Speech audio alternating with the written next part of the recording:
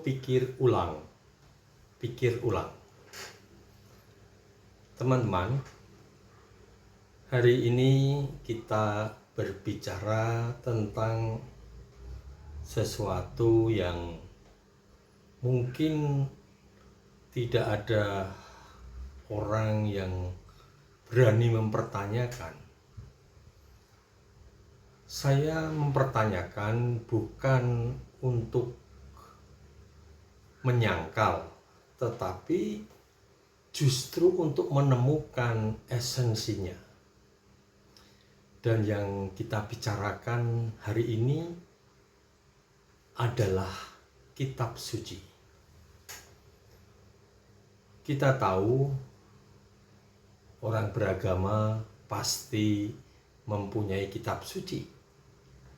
Dan karena kepercayaan yang sudah ia miliki, maka kitab suci itu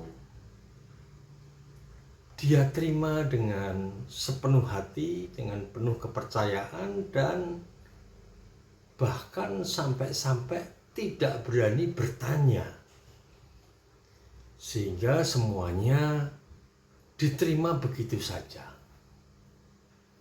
Saya tidak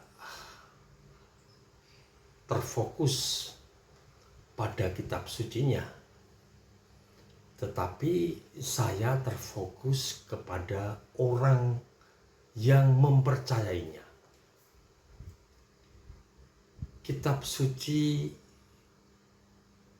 itu diberi nama suci karena pasti mau menunjukkan sesuatu yang suci. Dan sesuatu itu bukan pada kitabnya itu sendiri, tetapi kitab itu mau menunjukkan sesuatu yang suci.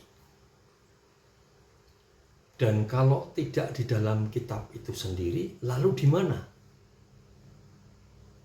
Di sini saya mau mengatakan bahwa yang suci itu terletak di dalam diri orang yang membacanya.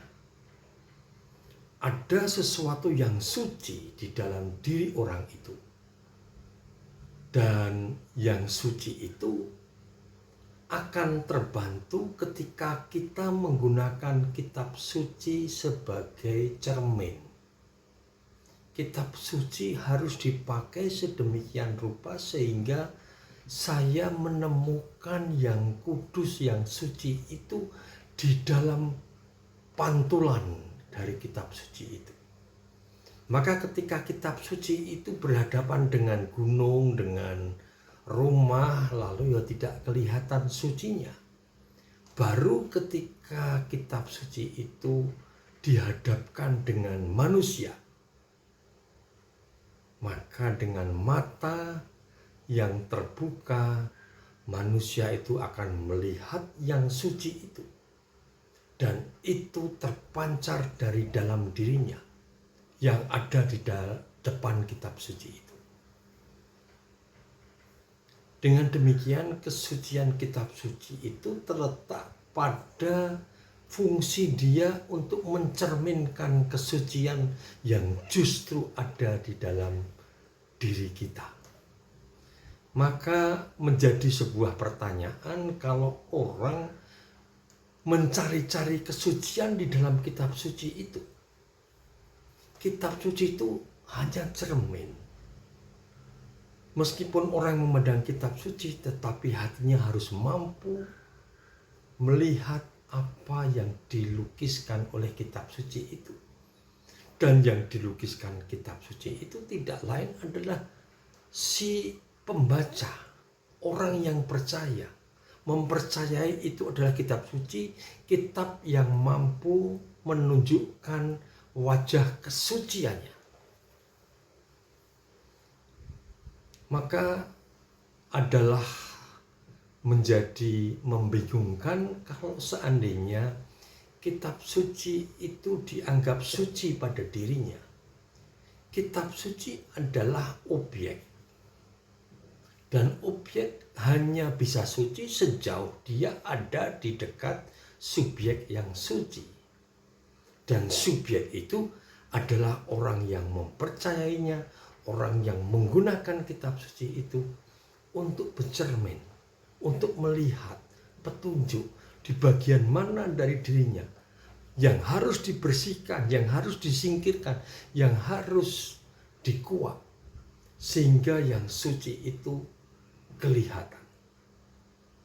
Dengan demikian, kesucian dari kitab suci bukan terletak pada dirinya, tetapi justru pada kemampuannya untuk memperlihatkan kepada kita bagian dari dalam diri kita sendiri yang memuat kesucian itu, yang memuat keilahian yang maha suci itu. Ini tentu akan membuat kita menjadi berubah cara kita memandang kitab suci. Maka kitab suci tidak bisa kita perlakukan sebagai objek.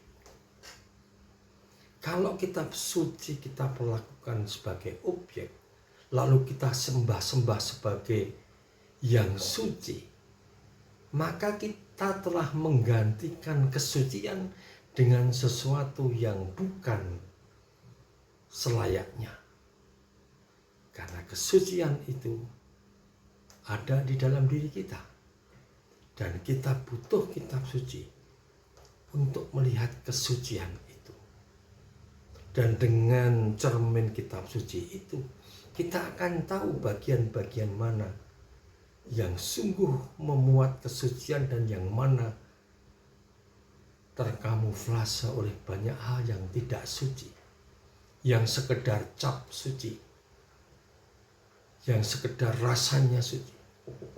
Namun yang sesungguhnya suci itu akan kita temukan setelah kitab suci itu membiarkan kita kelihatan apa adanya.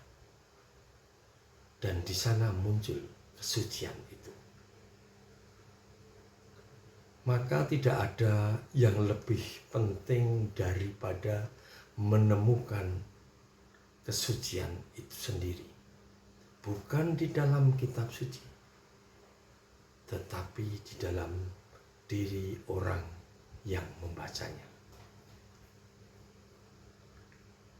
Salam semesta.